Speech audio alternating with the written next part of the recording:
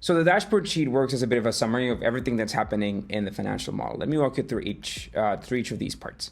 So first of all, you have this drop down here that lets you determine which month you want to look at. Some of this data is generalized, like the monthly revenue and the cash in the bank, but some of this data is specific to a specific month. So right now, the model can estimate current month, and it'll automatically determine in which month we currently are and display the data for that month.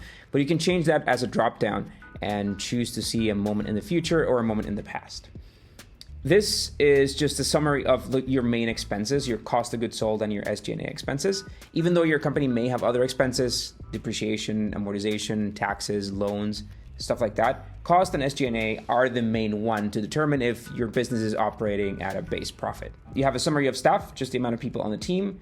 You have cash reserves here, which is the amount of money that you have in the bank at a certain moment in time, which is really just a reflection of what we're seeing here in this chart, except that on a monthly basis. You have revenue. You have the gross profit, which even though this business at this moment isn't profitable, because again, it's generating $200,000, spending about $400,000, the business model in itself is profitable because revenue against cost of goods sold is yielding positive results. Again, if you want to see this at a glance, we're looking at December here. So the business, again, generated 200,000, spent 86,000 in costs, so that generates this gross profit margin. Even though as a whole, after we take in overhead, sales costs and all of that, the business is not yet operating at a profit.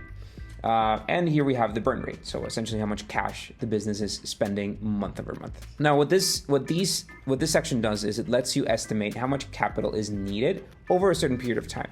Now remember, when you raise money, you don't necessarily raise all of this amount of cash. So this business might raise a little bit of money first, and then another round of funding a few months later. So this is not meant to be the number that you put on your pitch deck. It is just a glance or a summary or a quick overview of how much money is needed to operate for the first 18 months. Same here for the first 36 months. Next up, we have the months to reach profitability. So the amount of time between the business starting to operate and actually finding a profitable month. That metric only determines the first month of profitability. So if your business loses profitability after that, that isn't really accounted by that metric. And last but not least, runway. So assuming that we exist as a business in December 2024, the model automatically estimates what your runway is.